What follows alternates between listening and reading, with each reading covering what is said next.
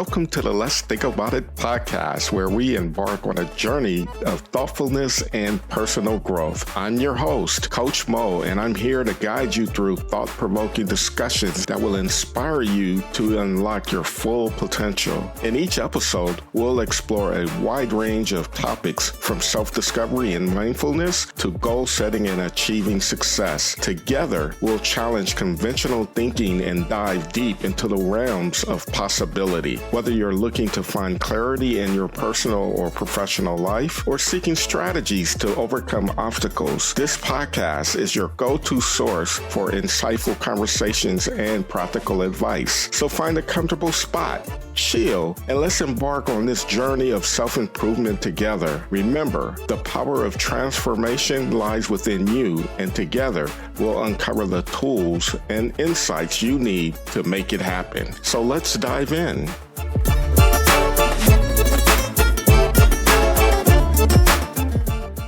Welcome to another episode of the Let's Think About It podcast. I'm your host, Coach Mo, and I'm here with a new co-host, my man, Algie Mosley. What's up, bro? We're about to do this. Oh, another episode, Mo. I'm so excited about this. Let's also be about it, right? Man, that's what I'm talking about, bro. Yeah, man. I think us coming together, just talking about a lot of different concepts, things that people struggle with to help them get out of their own way. And today, I got a topic for us, man. And I was thinking about this and I shot it to you. And I was like, man, I think our audience would really vibe on this. And I want to talk about the inner battle when self-doubt becomes the real opponent. I want to get into that because a lot of things that I talk about on this show is about taming that punk-ass inner critic. And when you start talking about self-doubt, imposter syndrome, that punk-ass inner critic is present. And I'm excited to get into this conversation with you, brother. It's something that we all struggle with. I don't care if you're an executive. I don't care if you're just somebody that is a housekeeper. We all struggle with self-doubt. Am I really who I say I am? Can I really achieve the dreams and the aspirations that I long for? But here's the thing. When I think about self-doubt, that's something that's not taught in school and how to overcome it. Learning how to think in education does not exist. When you grow up in an environment where naturally your family members have mental limitations in itself, when I say mental limitations, not really knowing how to get out of their own way, and they continue to produce the same cycles, and no one ever really teaches you how to overcome self-doubts and fears. What do? Where do you learn this from? What are your thoughts about that? I think you learn it from life experiences, right? And life experiences, I don't know about you, what environment you grew up in, but a lot of mine was always thinking less than instead of greater than. So self-doubt was always one of my friends in a sense. But I realized that self-doubt is not a sign of weakness, but it's just proof that I care deeply about something that I'm about to do. So for me, I always recognize self-doubt. And when I recognize self-doubt, I view it as a signal that I'm pushing my limits. And I need to move forward regardless of that self-doubt to overcome self-doubt. So I think life experiences is a good teacher, Mo. And I'm going to touch on one thing in regards to self-doubt, because self-doubt can lead you into this state of energy being a low form of energy. You start to doubt yourself. And one of the things that I learned, Mo, is when I'm in low energy, I try to put myself in an environment where there's high energy. If I'm having a bad moment, I'm going to go out and make sure I create some good moments with somebody else and just bathe in it. Happiness and that joy. Feel you though, Algie, but let's really dig a little deeper. If you don't know what you don't know to get into an environment with people with high energy or people who carries a lot of positivity. My culture, my awareness, my surroundings is amongst others who have a lot of self-doubt and limiting beliefs that they carry. Then how do someone know to move towards what you're just talking about? Ooh, that's a deep, dark place, man. And how does one get to the point where you recognize? I think about, how did I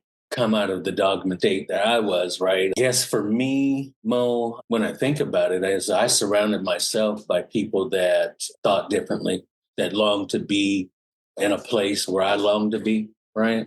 So I think I stumbled on it by happen chance. There were just a few people that God brought into my life that started speaking positivity and started, because when I grew up, I was a very shy person. So the world was a big place, right?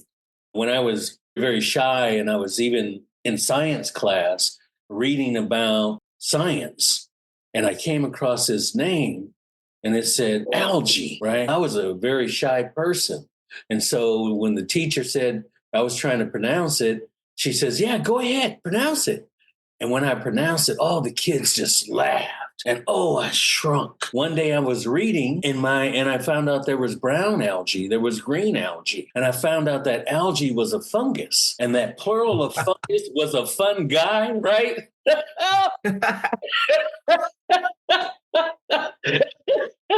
Wow. Wow. I stumbled upon that, but reading that really opened my eyes to understanding who I could possibly be. That's great, man.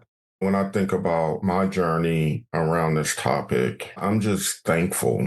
I'm thankful for God for giving me the awareness to ask myself why, right? I remember always questioning, why do I feel the way that I feel? Or why does this keep happening to me? Why am I so doubtful? And when I look back on it, I was creating self-awareness for myself, not knowing that I was doing that, because I'm questioning and I challenged myself to find out better ways to overcome it, which ultimately led me to professional or personal development and reading different concepts about the mind and consciousness and things like that. Actually propelled me out of certain environments because of my curiosity to want to learn more about why I feel so doubtful. And through those experiences, I just naturally started gaining more awareness about myself, to why I feel scared, or why fear is here, or why there's this doubt. You start challenging it. I almost drowned, man, when I was about 10 years old, 10, 11. Swimming in the deep end, halfway through there in the pool, I get tired, I panic, and I go under. Someone tried to save me, and my friends tried to save me. I'm pulling him under. I'm so scared. And then I just black out. I wake up, they pumping water coming out of my mouth. I'm in the hospital pumping the water out. The whole nine, man. The whole nine. So I had this natural fear of water, right? And that's a legitimate fear after what I experienced, right? Yes. But somehow, some way, I worked through that to not be afraid of the water anymore. Now, don't get me wrong. I ain't trying to go swim in the ocean. I'm not just gonna let you drop me into the lake. I'm gonna be very cautious about that. But when we're talking about the confines of going swimming into the pool and things like that, I'm good. Overcoming that fear and being courageous to take steps forward and overcoming the fear of water. I just want to touch on that just a little bit. Amazing story, just incredible. I can relate to that really well. As one time I was swimming in the ocean and the water started taking me out, and I started swimming back in. And every time I swim in, I would take me back. And I started going through these anxieties at that time. And then I remembered somebody saying, swim at an angle, right? And so I swam at an angle, and it had, can you tell me, what was it that when you came back, faced that water again, whether it was an ocean, whether it was a pool, what were your thoughts coming back? Early on, the initial thought was, I don't want that to happen again. And don't put yourself in jeopardy where you won't be able to be saved again. So the option was not to go in the deep end ever, right? Until I truly understood how to swim, right? I avoided deep waters all the time. I would, even going into the pool or whatever, your feet can touch the ground, you're good.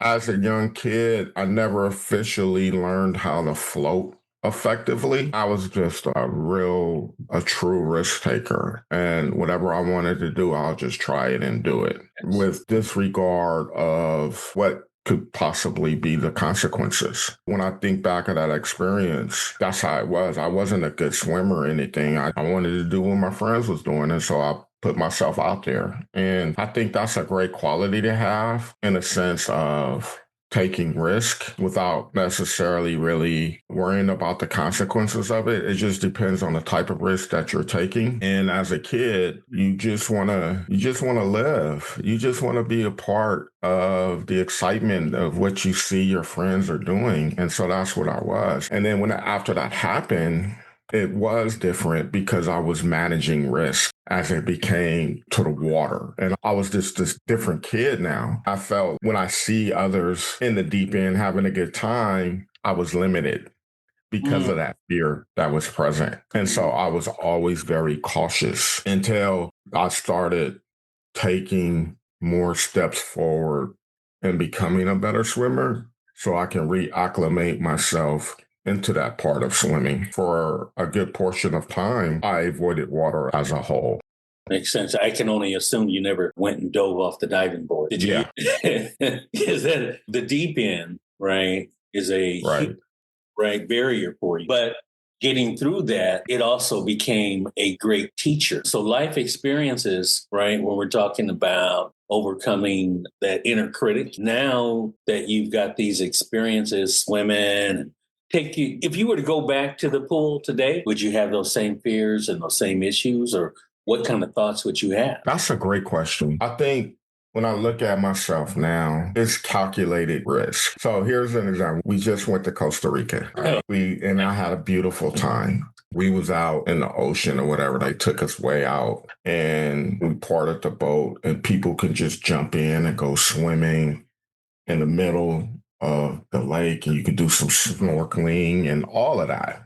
That question came up, Mo, you going to get in the water? Are you going to go swimming? And I said no. Not a sense that I was afraid, but I said no in the sense that I didn't feel like dealing with my inner critic in that moment, right? Because jumping in the water, so I know how to float, and particularly when you're out in that water, it's salt water, so it even helps you float even more, right? I was enjoying myself so much on my vacation that I didn't want to deal with the thought of what if this happened. So it was naturally easier for me to enjoy my group and watching them swim and have a good time and videotape them and be comfortable with myself and not needing to be in the water. I didn't feel like being in the water and thinking what if. I didn't feel like it because on this trip, I was enjoying myself so much and my mind was just free. I was comfortable. I was relaxed. I just didn't want to explore if this happened or this.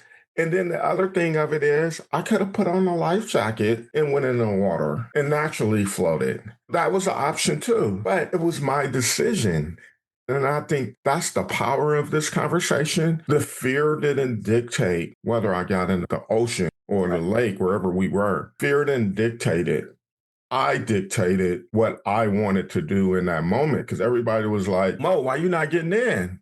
I said, I don't want to. I just don't want to right now. I'm happy with feeling everybody else and things like that. And then later, I told them about my past experiences and stuff like that with the water. But I said in that moment, I didn't feel like dealing with the what if. Right. While you're on. That was my choice. And there's been other times when I've been on vacation when I have gotten in the water and I floated doing some snorkeling.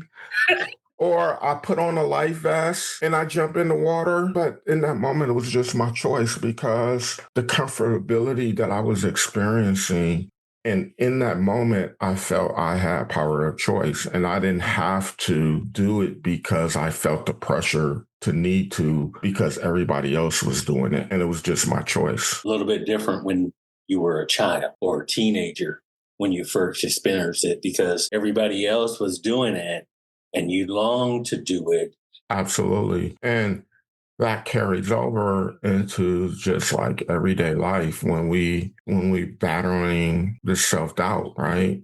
We feel the pressure that we have to. When we feel that we have to, there's no choice involved.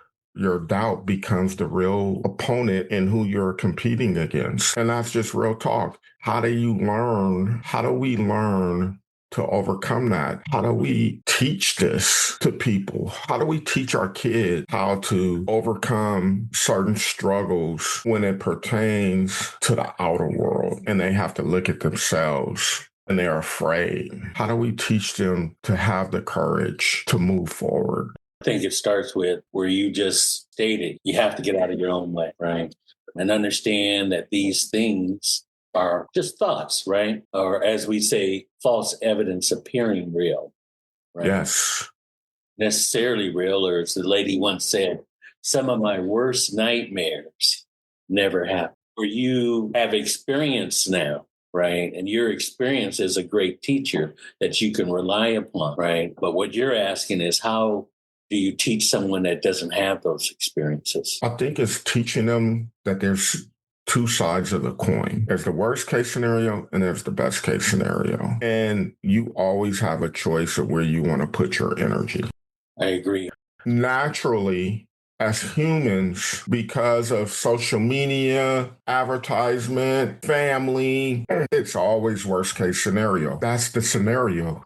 Your family as a kid, they're trying to protect you from getting hurt. I fear that my son will get hurt, so I got to protect him from XYZ. That's worst case scenario. Correct. So that becomes the nature, right? There's, like I mentioned, there's two sides of the coins. The best case scenario. What if it does go great? That's right. Right. And I think that's what's missing, teaching the other side of the coin. I can remember talking to my mom, right? And we were telling my mom we were going to go do some white water rafting, right? And she was like, baby, I've been listening to the news and things ain't been good on that water. You shouldn't do that white water raft. I don't want you to do that. And I had to stop my mom. And I said, Mom, I can't live your fears. She also told me in her infinite wisdom, which is what I was referring to, she always said, no matter how thin the pancake, there's always two sides. Yep. And no matter when I'm riding my bicycle, if I think I'm going to crash, I start going that direction. I begin to understand that my thought process, what my focus is, becomes my direction. Exactly. Real talk, bro. Real talk. Because at the end of the day, you got kids, and everyone's guilty of this, because you want the best for your kids. We want them prosper and learn through their own experiences and from what we've went through. So we try to expedite the process for them by putting our fears into them. Don't do this because I did XYZ and this happened to me, so I'm trying to protect it from happening to you, right? We unconsciously put our fears into our kids because we're trying to protect them.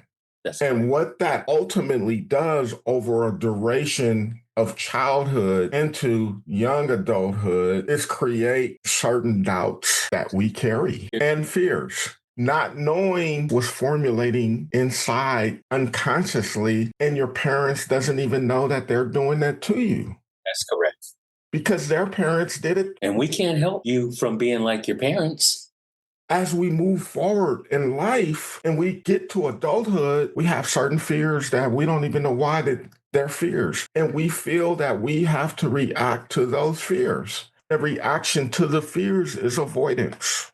That's correct. So you never overcome the fear because you're conditioned to avoid it. That's what's been ingrained from your parents to protect you to avoid it. That's correct. And what you just touched on, believe it or not, you and me as a Black male, that's racism 101. Where did I get this fear from? Was it when Mom walked up and saw this Black guy and she was fearful? Did I pick it up at that moment? And then it became the self-fulfilling prophecy? Absolutely, brother. And I don't even know why I have it, but I'm wrapped in it. I go around Black people and I just feel uneasy. Exactly what we're talking about, bro. And it just transforms into various types of fears and self-doubts, imposter syndrome, all of that. It comes from not just the culture, it comes from your family environment, it comes from your socioeconomic status, it comes from the news, social media, you name it. Everything contributes towards it. And guess what? In the midst of that, body has a great mechanism when we absorb different foods on a daily basis. And our body just naturally gets rid of those things that are good and those things that are bad.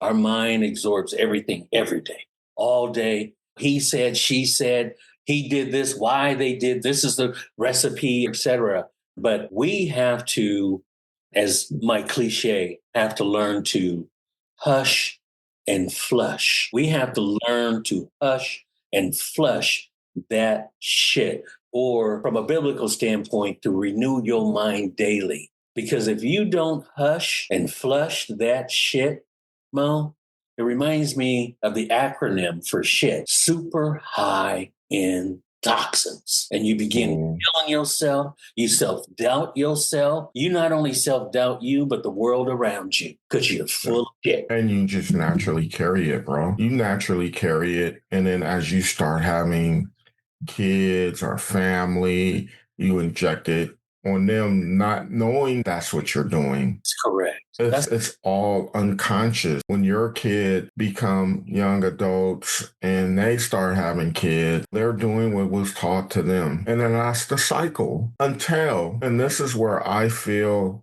I've been blessed by God, because I always just challenge myself and try to go against the grain of the family dynamics. I remember my wife asking me, "You're so different from the rest of your family. What makes you so different?" Not that my family is bad or anything like that, but it's just my thought process, right? Go against the grain. And that's what we have control over as human beings. We have the ability to make decisions to be different. I think there was a song that said, everybody got choices.